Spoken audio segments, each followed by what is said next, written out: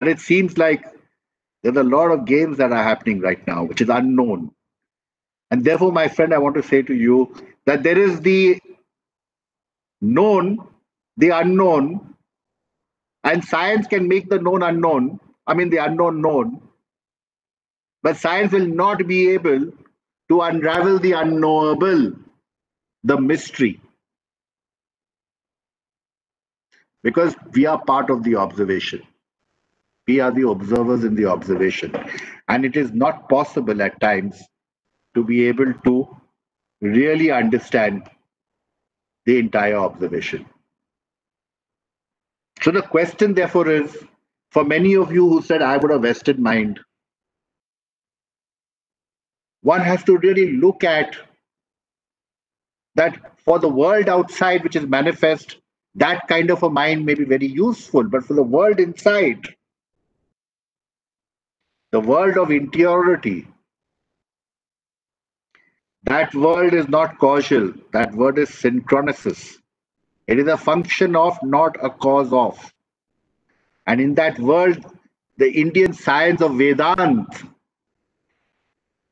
truth, experience, immersion is required to enter that world. No science will give you that word, will give you that knowledge. Only personal experience can give you that search for what is inside. And the truth of your own experience is what is going to set you free. With that, we come to the end of the first big idea. And already I'm seeing it's 3:53 with just one of the ideas. So I'll go a little faster on the second one, which is the idea of Indianness. Now, firstly, on your chat box, please write, when you hear the word Indianness, what comes up for you? Begin.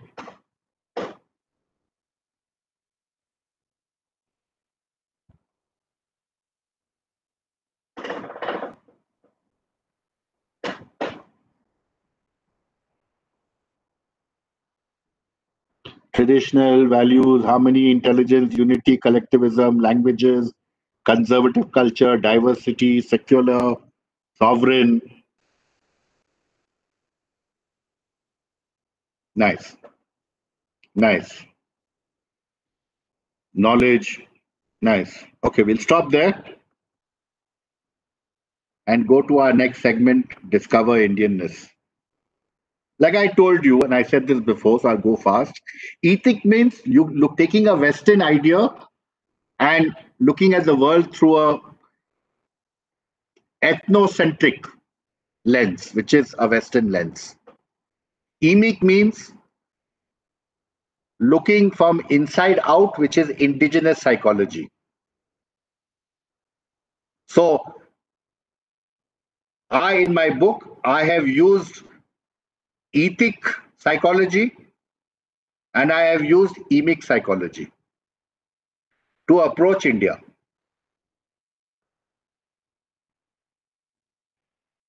You know, when you look at this Taj attack by the terrorists in Bombay, you tell me, guys, why did the staff not open the back door and from the kitchen run away? They have wives, they have children. Everybody wants to survive. Why did they stay back and look after the guests? Was it some bravado, some Hindi movies they've seen? Why did they stay back?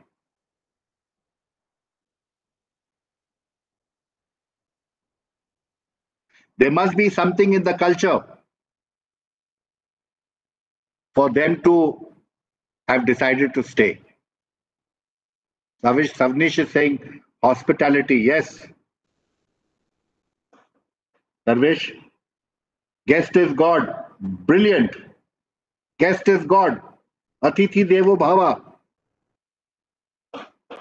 You see, the Western psychology has got, coming from the Second World War, coming from male masculine folks, coming from North America and Europe, and with weird participants. Weird is a mnemonic for Western, educated, industrialized, rich, D for democratic, and mostly from some MIT and from some academia. They have written all the books. And if you Google leadership, you will find some, I don't know, some million, 2 million, 10 million definitions. But is the whole world weird? Is there a feminine principle and perspective that needs to be added or not? And are the rest of the world Western, educated, rich, democratic? So, what we are trying to do in studying Indianness is to prove Rudyard Kipling wrong, where he said in the famous poem of his, "Oh, East is East and West is West, and never shall the twain meet." But if you take science, the science that you are studying, finally it's reaching a point where you're saying, "Oh my God, I can't understand. It's uncertain, and it's string theory, or it's some, whatever. It's unfathomable." And if you take the Eastern world of consciousness finally comes down to materialism. So the East and West are meeting. After all, it has to meet. They are not different. It is just an approach. So, what is the approach that I'm talking about? The approach I'm talking about is that you have got an ancient inheritance and you have got a modern legacy. You are both traditional and you are both modern. You are both social and you are autonomous. And you are as concerned about the psychosocial existence like anybody else. When I look at Indianness, we cannot only look at the interpersonal and the phenomenological world. We have to look at the intra-social and the intra-psychic and the intra-existential world as well, if we have to truly understand what we are. Because in India, we have the Kala, which is the time, the Desha, which is the region, the Patra, which comes from your gunas, tamasik, sattvic, rajasic, and we have a social character. If you type Eric Fromm or you type, it'll explain what social character is, like what Yuval Harari wrote, that some people in some countries, in some society, have a belief in a few things. Like, for example, in India, I've written 10 things in my book. In India, touch the feet of your elders, keep your shoes outside the door, don't eat, unclean food, be a little bit superstitious about a few things, respect the elders, blah, blah, blah. These are our thinking.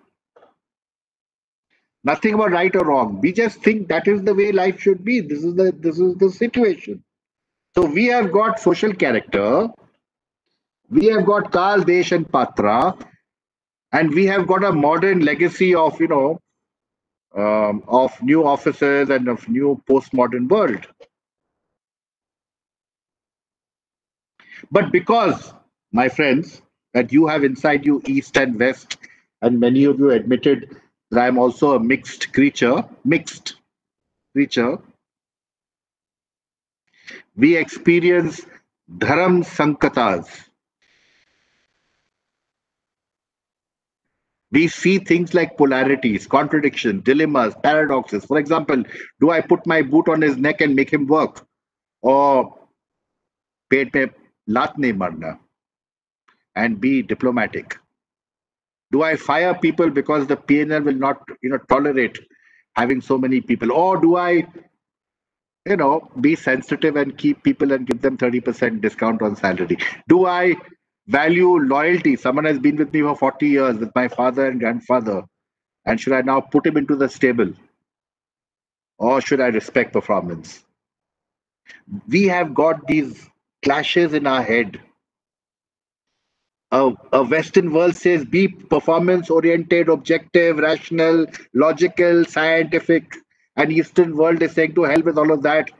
Respect people who are with you, be relational, etc., etc. And because of these two fellows clashing inside you, the Dharam Sankatas, There is constantly tension. And the great leaders in India, who have earned fabulous reputation, who are running the S&P 500 organizations, have been able to integrate the two sides of them and resolve the Dharam Sankata. But there are only few of them outside India and inside India. Most modern Indian leaders have a leaning towards one or the other. And I like that handsome king, Trishanku, neither in heaven nor on earth. Trishanku, ineffective, ineffective. And many of the Indian leaders, depending on which organizations or who they are unable to reconcile the polarities, the dilemmas, the tensions. And those who can do Bhumi Puja, can do the tool puja in the factory, and also make global calls and talk like and shake hands with a foreigner, Joe Blogs, and go to a wedding and touch the feet of the elders without having split in the brain.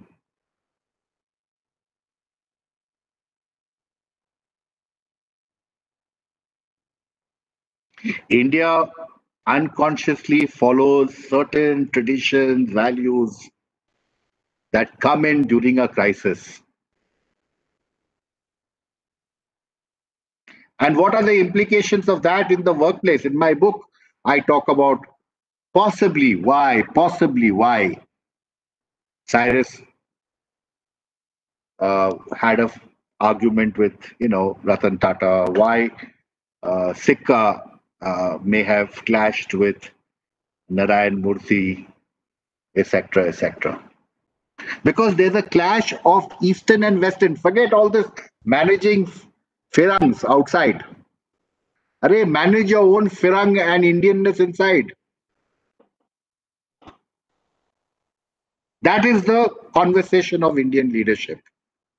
Manage your own Eastern and Western inside.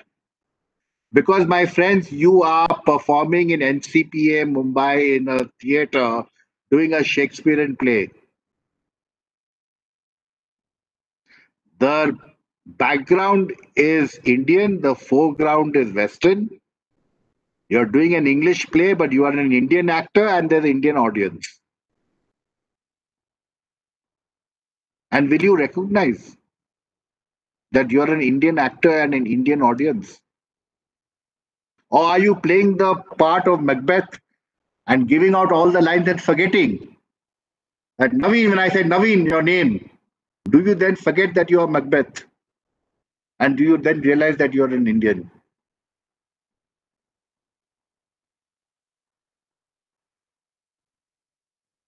Aurobindo, in this picture, he explains what is Indianness. And I want all of you to remember that Indianness has got an inherent quality of spirituality. Not just this physiological and this sociological, but the metaphysical, which is part of our institution. Our spirituality is our strength, our vitality and energy, our creativity. And sometimes we call it jugaad and all of that. But our creativity and most of all our intellectuality. We are very strong, critical thinking, very strong when it comes to applying the mind. But what do? We do puja at home, then go to the office and then interrogate science in the office. But faith at home and science in the office. Imagine the two minds studying Sanskrit and also studying, English language. And keeping the world apart, believing in, astrology, horoscopes, and all the same time also believing in in the world of rationality.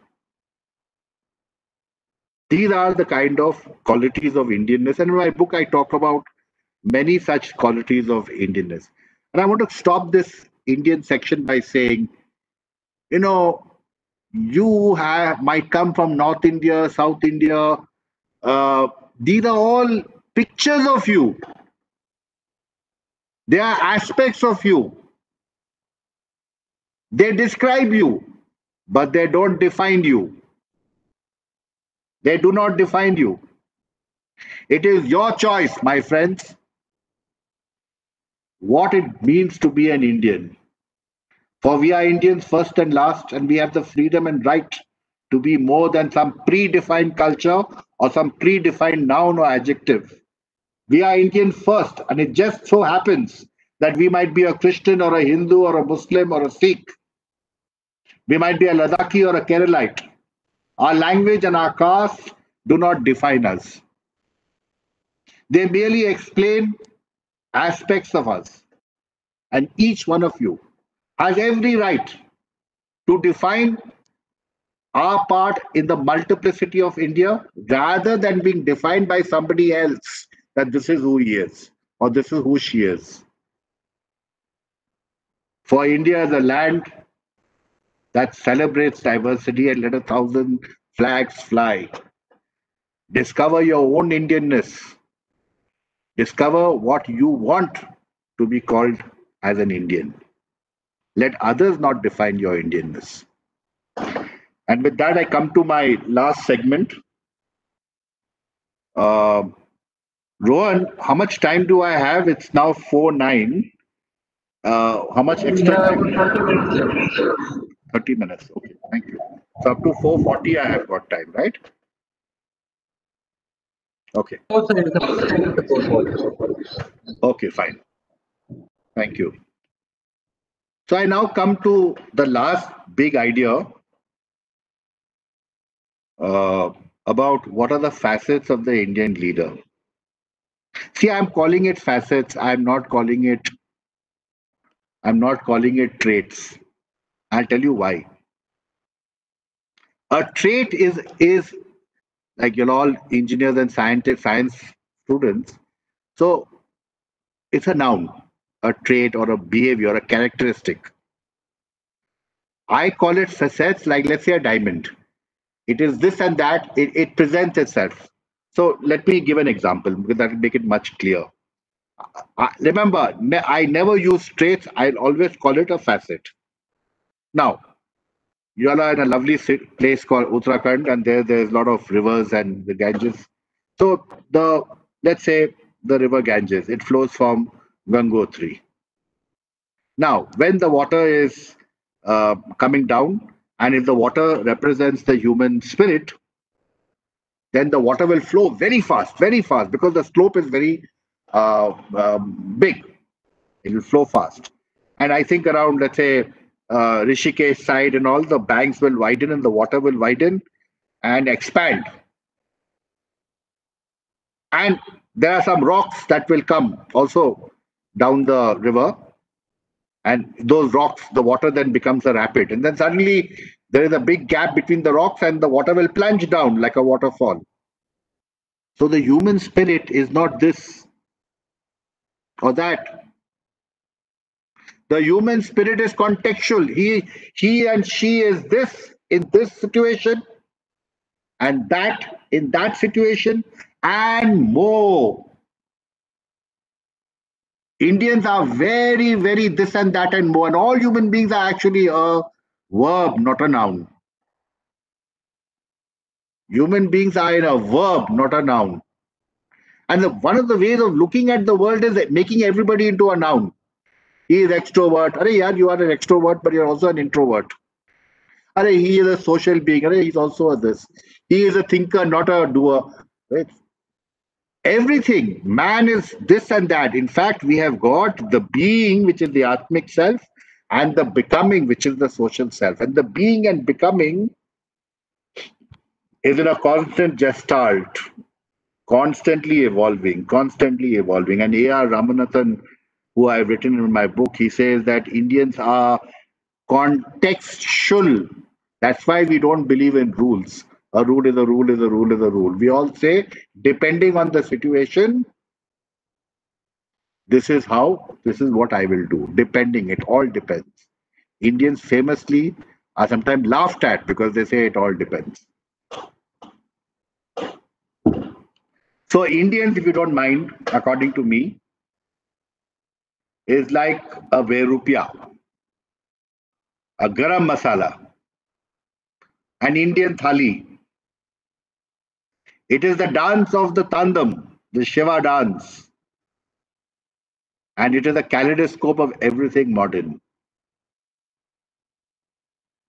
Yeah, it is continuously in terms of facets. But behind these facets, there are some ancient wisdom of 7,000. First of them being Dharma. Mahatma Gandhi said, I'd give a damn for your British rules of law. And he's a lawyer. I follow the principles of Dharma, personal laws. In many religions and many societies, there is a Ten Commandment, there is a way of living, a way of conducting, certain rules, certain constitution.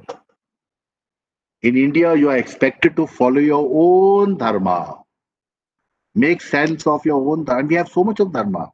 We have social dharma, society dharma, class dharma, kula dharma, swa dharma, and we also have apa dharma, which is how to behave in an emergency. And dharma is India's word to the world. We have four stations in life: dharma, artha, you know, kama, artha, and moksha. The purushartha, the journey through life.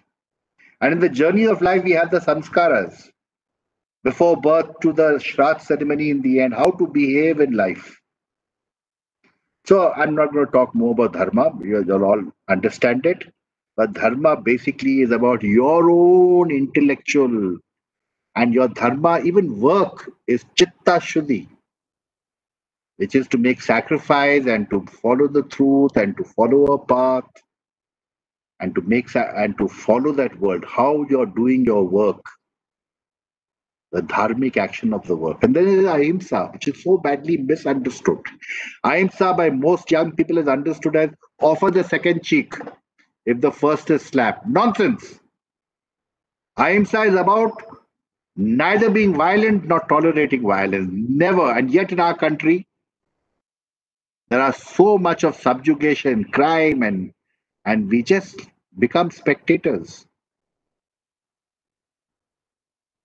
Ahimsa is not passive. In fact, in the Bhagavad Gita, Krishna said to Arjun, pick up your bows and arrow and start to fight, because dharma is going to get lost and you have to fight to protect dharma. We don't believe in non-violence. We believe in being violent to protect the dharma. We believe the world is one family. Shubh Labh. And we believe in excellence in society. And in my book, I have written some other ancient wisdom about what is the wisdom of India, and which is very important. So today, if you go at, so you might be thinking all this is, spiritual and so on. Now, how is it relevant? My friends, today, the search firms are looking for CEOs who have got humility, because they have found that this charismatic leader is a narcissist. That the laissez-faire leader is a absentee landlord. And they are finding in India the JBP Sinha's nurture and task model, which is the father, like the Karta, is the right model. So what I have done in my book, and most of the book actually is on this one page. I have decided to write DESILEADER, and let me explain one, which is, let's say, the Indian leader is directive and not or, is directive and nurturing. He's like your dad, the Karta. He's aloof, strict, disciplinarian, quiet.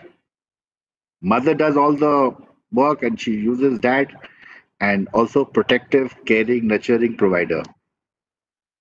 And the problem in the organization is we make all our bosses into dad. And they are ma baap, and we are the children, and we have passive aggression, we have manipulation, we have sibling rivalry, we have politics, because we have projected, introjected, transferred, which in psychology is. So I got a chapter on the Manovigyan, the psychology of what is happening in organizations. And so the right leadership model. Now, if you have too much of adhikar, then he becomes a tyrant. If he has too much of anurag, then he becomes a softie. That'd be like a gardener. Some pruning and some watering and some sunshine and some weeding. So a good Indian leader is one who has got both the instinct. That's why, for example, in the world today, in the COVID times, people are saying we should be more sensitive, we should be this, we should be that. But for Indians, sensitive, caring, nurturing, protective is all given, yeah. We are already like that. We don't think so much about it. And in my book, I've explained all these things. You'll have to read the book and you'll have to read the chapters, and I've given examples for why I say it. And we are individualistic and we are collective, etc., etc. And most of that follow in that book. And because I'm running out of time and I want to answer some questions, I'm going to stop at this stage and come to questions. And okay, so let's begin with a few questions. You can come and directly ask me the question by unmuting yourself. But when one person is unmuting and talking, the others please remain on mute. Who's going to ask me the first question?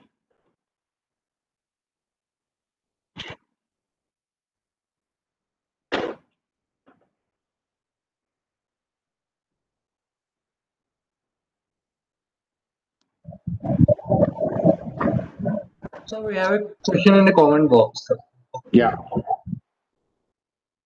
Very nice question. The question here is in the, you can all read the chat, so let me read it. Fabulous question from you, Himanshu Raj. You know, India is a duplicitous society, double standards. That's why we have all this problem. Our wisdom is encrusted with rust. For everything, we know everything. We have famous words, famous dialogues. We don't live our wisdom. We only do Shravana and little bit of Manana. We don't live the Nidhi Dhyasana. Duplicitous. Ours is a society which has female goddesses riding tigers and slaying demons. They are reverent in terms of Lakshmi and Durga and Saraswati and so on. And yet, women in this country have got crimes untold on them. So it is only gyan. There is no practice of Indianness. Wisdom is not wisdom. This is our knowledge.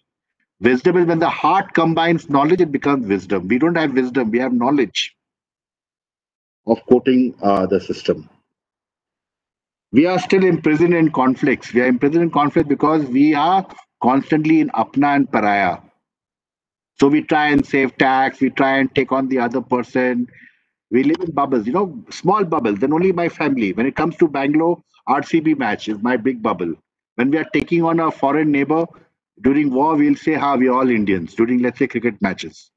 And then again, we become regional collectivism, apna paraya, because we are all very selfish beings, living in conflict and not really living through the Shubhlabh and living through the concept of the world as one family.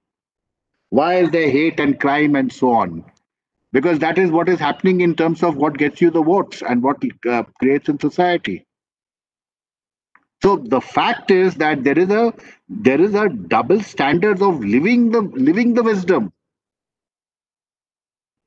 and even after, why we don't have the world renowned inventors, Nobel engineers, scientists, world history books? Fabulous question, my friend. First of all, if you study the inventions, just type in Google the inventions of India, the zero, the shunya, the astronomy, what was inside the body, surgery, the calculation of the earth to the sun and so on. They were all scientifically mapped out. So what happened? Between 1700 AD to 1947, 300 years, We were, between us and China, 55% of the GDP of the world. We were the richest, golden chiria. Last 300 years out of 7,000. We are not a developing country. We are a resurgent nation. Okay. And so we have lots of ideas, but we have no global stage.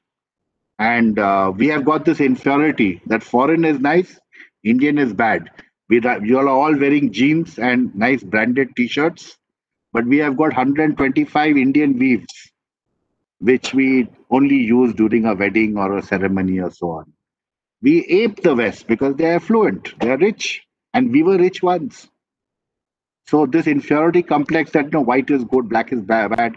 Black was a very good color in the past. Lord Krishna, Rama, Draupadi, others, all very good colors. So everything that some of the things that we are learning are all borrowed inferiority and borrowed stuff. So my hope and prayer is that you at least go back to Gangotri, see all the tributaries that have joined the river, and see your history. And once you know your history, you can create your geography. I'm not here to condemn or to glorify.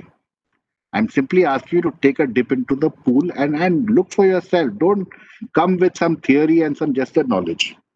Now, is a capitalist environment, a leader must tend to be careless, willing to private property profit. Third, doesn't show traits of implementing Gandhian ideology.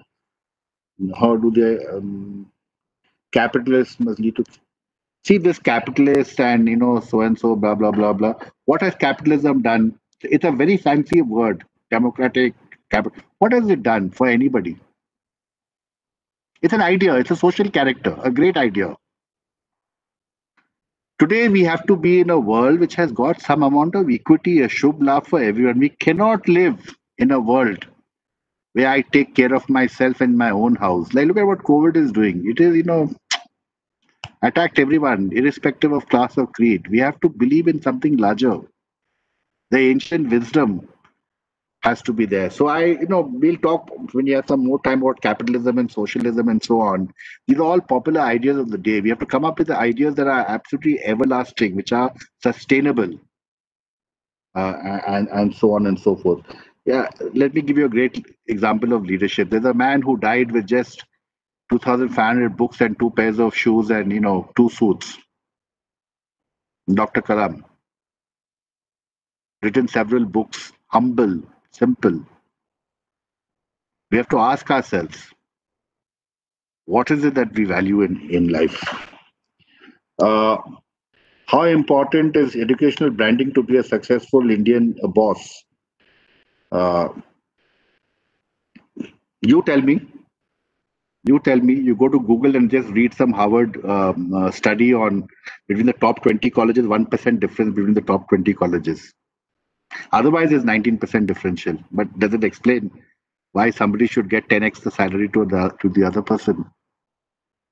There are some distinct advantages that are there.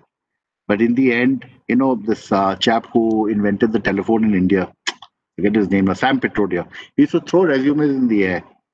And whatever fell on the desk, he used to hire those people. And nothing went wrong with telephony in India. You see, everybody has got a potential if you know how to use them. Many experiments, marshmallow experiment, pygmalion effect. You guys are in the engineering world, not in the HR world, but there's so many experiments. If you water the plant and look after it, everything will grow.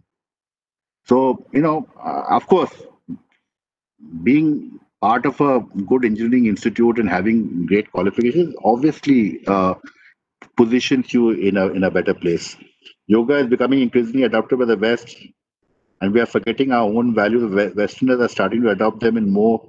Very good point. Who said this now? Who said this? Tushar. Very good point. You see, what is happening is yoga, Ayurveda, medicine, holistic living, organic food farming. All these things are borrowed from India. But you know what? Even the Indians, when they go abroad, they will not give attribution credit to their gurus in India. So many guys have learned from Rajneesh. So many guys have learned from Jiddu Krishnamurthy. So many guys. This fellow, for example, Robert Keegan, Diamond Beck, Claire Graves, many of the other fellows, Ken Wilber, they've all borrowed from Aurobindo. The whole notion of super consciousness. And they have come up with integral theory and so on. But nobody will explain Indian wisdom. Many Indians also. They'll go outside and they will borrow and put, and they have forgotten the origin. I hope you guys, at least when you learn something from India, you'll not forget that it came from India itself. Sir, what is your take on Manusmriti, Manudha? Don't get me started on all of this. Okay, so you see, um, um,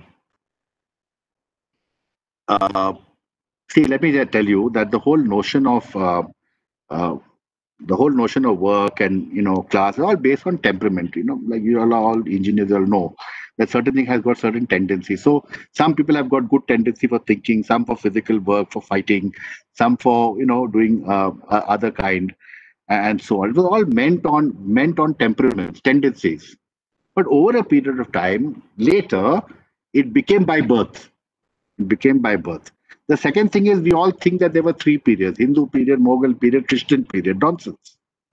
I think the first Muslim mosque in India was there in South India, in Kerala, before Mecca. The first church was there in South India before the Pope, the Rome. The first synagogue. In fact, some Jews came from there to. So India has been a syncretic nation of many cultures. Rather than us thinking, there were. In fact, the word Hindu got created in the year 1832 because of a census done by the British. At that point of time, the word Hindu became a common. Otherwise, there was nothing called Hindu. There was one kind of a Hindu was actually the opposite of Sindhu. That side where people lived, opposite Sindh. Sindhu was Hindu. Indian families are more conservative. Everything makes India risk-free, and that's the reason why we have less unicorn startups in India and so on. See, the Indian families are conservative. Uh, risk is certainly one of the factors, but there is a fair amount of jugaad. But the risk appetite is certainly an issue. But now I want to just tell you one point. You will think, see, after 1981, when Dr. Manmohan Singh opened up India and so on, thousands of multinationals could have come into India. But who has won the day? Most of the Indian families. If you actually study the P&L, the balance sheet, and etc., family businesses are doing extremely well. They are very adaptive, taking huge risks. See, Mukesh Ambani, I work with him. Look at Sunil Mittal, look at Adani, look at some of the Indian Aditya Birla Group and so on. 10x, Harsh Mittal.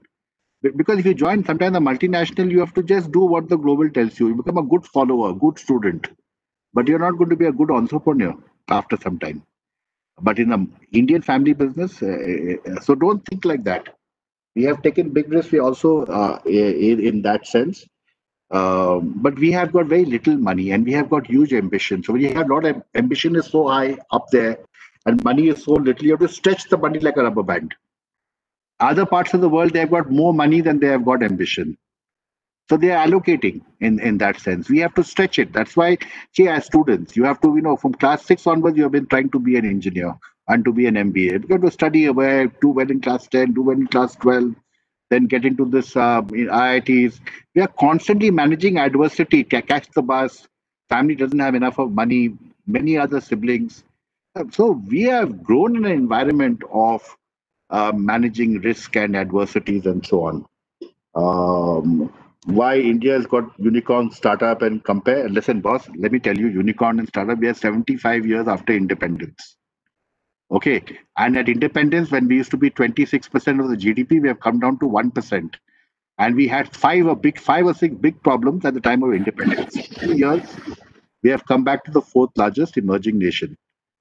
I'm not saying give it another 100 years or so, but we are a country that is aggressively becoming a proud and a resurgent nation. And I have great hopes. And I have great hope with all of you guys with regards to what you can create. But you need to, And also, you can see a lot of people now no more the brain drain, and there's a reverse of that happening. There's pride of India and of youth, and I have tremendous hope that you guys who have got this Eastern and Western orientation, and I in this Dharam Sankata, if you all co-hold it, live through it, balance it, it is the source of infinite potentialities, infinite potentialities, and that is what I am looking forward. And that is one of the reasons why I really love to be able to address these kinds of sessions with you. Okay, now is Japan a good example of balance between East and West and so on? See, don't try and do a Japanese way and मेरा जूता है जापानी मेरा suit है Hindustan whatever. I mean that song of mixture. We are not a chimera. You be Indian and understand Indianness and be yourself. All this best practice and all this nonsense. We do next practice, which is find your own Indianness and come up with a model which is suitable for you. Yeah, some of you can go on mute. How much time, Rohan, do I have before we close up? It's 4:33 now. 7 minutes more? Yes, sir. 7 minutes at best, sir. Okay. So, any more questions you'll have? I just want to ask you how you think, feel, and act right now. Please write on the chat box how are you thinking, feeling, acting. It'll give me some feedback of what kind of a mood you are right now in. How has this 90 minutes left you?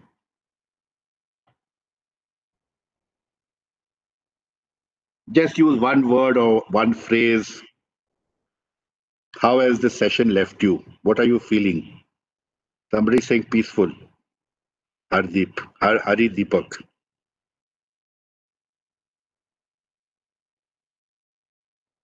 Others? How are you feeling? Thinking?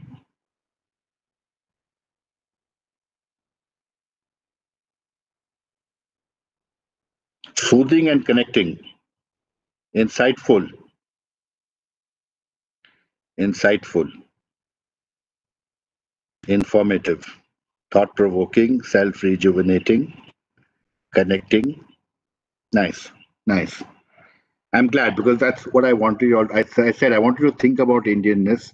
I want you to feel proud, and I want you to go and jump into the ocean of Indianness and do some snorkeling at least while you're at it. Like I said, we have a Rajeshri leadership, Raja and Rishi, and we should be Rajeshris in terms of our leadership model. Dr. Kalam has simplicity, humility, a learner, and a teacher. These are the new leadership values the world needs to follow and we need to follow. And it won't be easy. When you sit on the dining table, you may not feel hungry, but once you eat a chapati, you eat some vegetables, you eat a little bit, slowly, slowly the appetite comes. So start eating some Indianness and start practicing some Indianness, and then slowly the appetite will come. It won't happen because you feel like it right now. Slowly, slowly, you definitely will start feeling Indian, and the appetite will come and it will grow. And you will be able to use your head for science, and you'll be able to use your heart for leading. And you will not have only knowledge, but you will have wisdom. And the problems that face this country, maybe hopefully you and your batch and others can do something about. And you know what Dakshina is? I'd like for you to spread the word. I'd like for you to tell other students. I'd like you to tell other people. Not because I want to sell my book or anything, yeah? In writing my book, I have myself discovered my Indianness, and I'd like for you to spread the word and share that there is something about us, and there is something distinctive, not unique, distinctive about us, and we should know. Because I talk to young people, sometimes I'm very scared because some people don't even know, even Mahabharata or Ramayana, something they have heard from their nani or some grandmother or something. And many people don't read, and some people go and read some books that they or some serials or something, but nobody knows the history. And all I'm requesting is please know your history before you start venturing and creating your life. And with that, Rohan, I am now passing the mic on to you. Thank you, sir. Sorry? No, sir. Are you there? Yeah. Am I audible? I was actually waiting for you to say something. Yes, you're Hello? audible. Thank you so much, sir, for making this evening a memorable one. We appreciate you for making time in your busy schedule to speak to the students at Department of Marine Studies, IIT. The world is definitely recognizing the outshining Indianness in leadership roles, and it was an exceptional narration of the same from you. It was an excellent reintroduction of ancient Indian thoughts and culture which is needed in today's business world. I'm sure your book will work as a bridge between the mindsets of global leaders oriented towards Indianness. Thank you once again, sir, for this enlightening session. God bless. Cheers. Thank you, sir. Okay. Sir. Thank you, Okay. sir. Bye bye. Bye bye. Bye bye, Thank sir. you, sir. Thank you. Thank you, sir.